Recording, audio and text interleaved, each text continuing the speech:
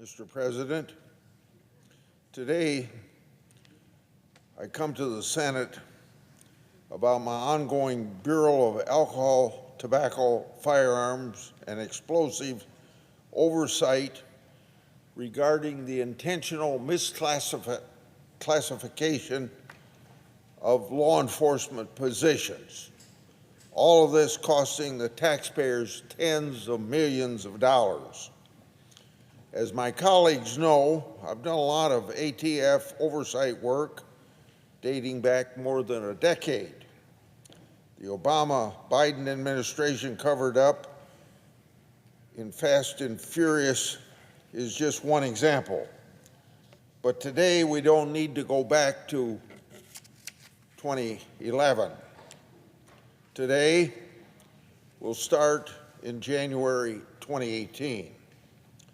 According to emails provided to me by ATF whistleblowers, ATF leadership was notified in January 2018 that some non-law enforcement positions were misclassified as law enforcement. That misclassification costs taxpayers tens of millions of dollars because law enforcement gets paid more than non-law enforcement positions. Specifically, in these ATF emails from January and June of 2018, whistleblowers alerted ATF officials that positions in the Human Resource Division were misclassified. The positions were classified as law enforcement, but they performed no law enforcement duties. This is an example that I keep telling my colleagues we need to pay more attention to information that comes from these patriotic people we call whistleblowers. Accordingly, these positions were misclassified in violation of law. That's what oversight by Congress is all about, to make sure that the executive branch faithfully executes the laws according to the Constitution. Emails from July 2019 show that whistleblowers contacted the Justice Management Division at the Department of Justice headquarters about these very problems. The whistleblowers informed the Justice Management Division that they notified ATF management of the misclassified positions and that ATF hadn't corrected this illegal conduct. Based on what whistleblowers have told my office, the Justice Department didn't even bother to get back to the whistleblowers. Then in July 2019, one whistleblower reported the matter to the Office of Special Counsel, and the other whistleblowers made their report to that same office April of 2020. After the second whistleblowers reported ATF misconduct to the Office of Special Counsel, that office opened the claim for investigation in May of 2020. On June 9th, 2020, the Office of Special Counsel determined there was a substantial likelihood both whistleblowers' allegations disclosed violation of law, of rule, or regulation, a gross waste of funds, and gross mismanagement. Once again, emphasizing tens of millions of dollars wasted here. The Office of Special Counsel referred the matter to the Attorney General for investigation. Then November 2, 2020, the Office of Personnel management partially suspended ATF's position misclassification authority.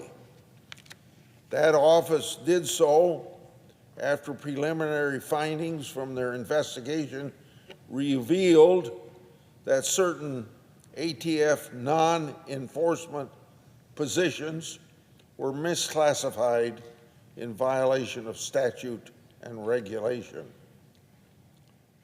On March 1st, 2021, the Office of Personnel Management issued their final report substantiating the whistleblower's claims and found, I quote, ATF leadership had acted outside of the merit system principles and demonstrated disregard for the rule of law and regulations, end quote.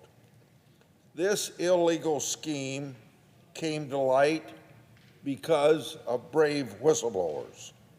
The ATF whistleblowers, we now know, were right.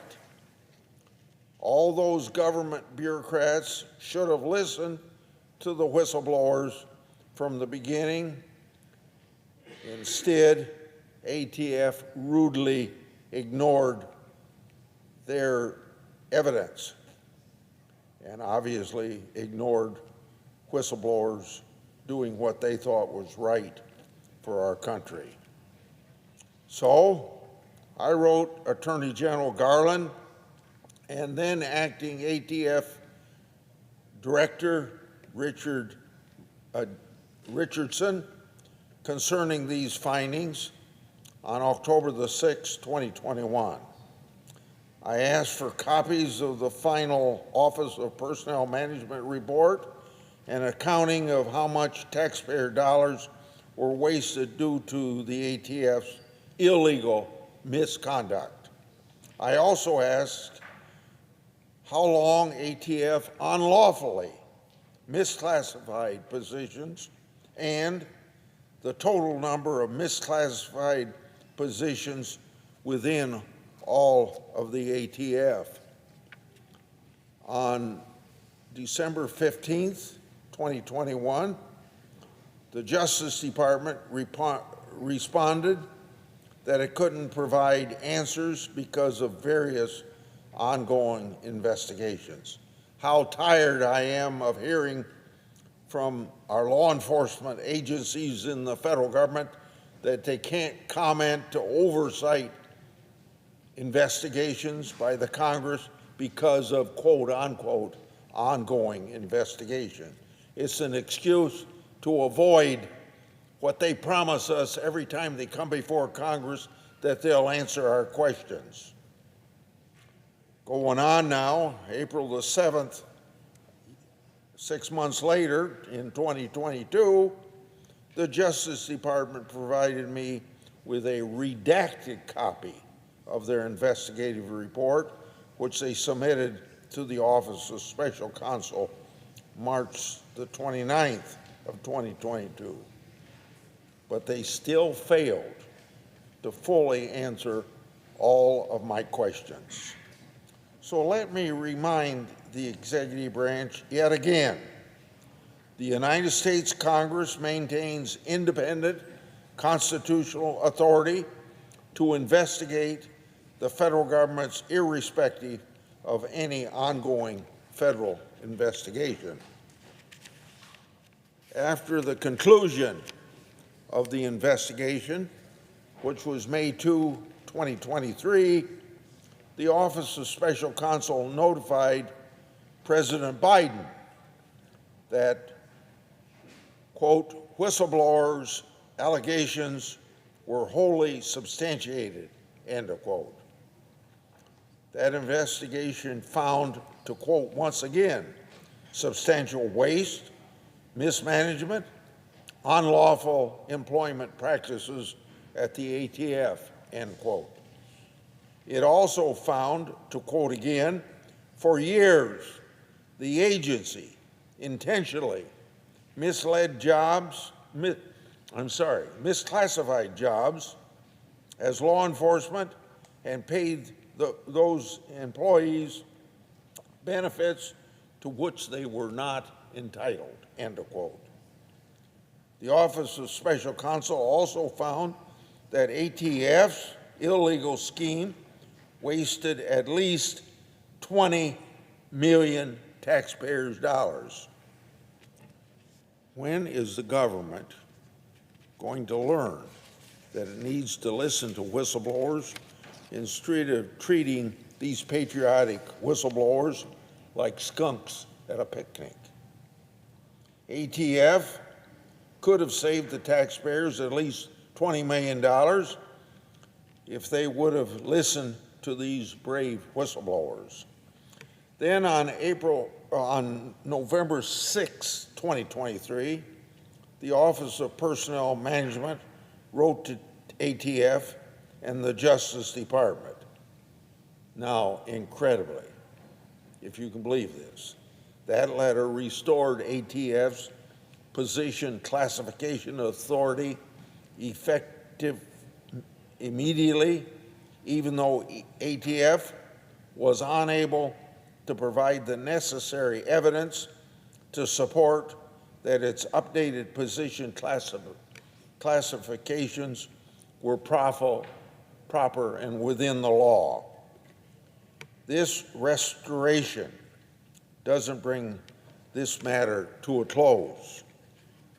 On January 30th this year, my colleague from Iowa, Senator Ernst, and I wrote to the Justice Department and to the ATF. In that letter, we noted that ATF Internal Affairs Division had been investigating the illegal scheme. We asked for answers and for findings relating to that investigation. Those government employees who were notified of the illegal misconduct and did nothing to investigate or stop it must be held accountable, because in this town, if heads don't roll, nothing changes. And of course, that applies the same, of course, to those who participated in that scheme of misclassification. No one is above the law. But as of right now, because of ATF's failure to give any update on the internal investigation, all Congress knows is that nobody's been held accountable. It's very clearly hypocritical of the Biden administration's ATF to revoke the licenses of firearms sellers for innocent clerical errors, but at the same time refuses to hold its own employees accountable for an illegal misclassification scheme. Finally, in our January 2024 letter, we also noted that whistleblowers alleged to us that the ATF had been illegally misclassifying positions for more than the 5-year period reviewed by the Office of Personnel Management. The Office of Special Counsel noted in their letter to President Biden, the evidence suggests that ATF engaged in this illegal activity since at least 2003, 2004. The whistleblowers also alleged to us that hundreds of employees across all ATF field divisions and offices occupied positions that were identified as misclassified. Accordingly, if true, the cost to taxpayers for these misclassifications is likely significantly higher than $20 million. And if true, the review done by the Office of Personnel Management was really, really narrow. Clearly, the Justice Department and the ATF have a lot of explaining to do. The taxpayers deserve to know how much of their money ATF wasted. The taxpayers deserve to know who was held accountable and how they were held accountable. And if nobody was held accountable, why not? The entire matter is an example of the important role whistleblowers play in shining light on government waste, fraud, and abuse.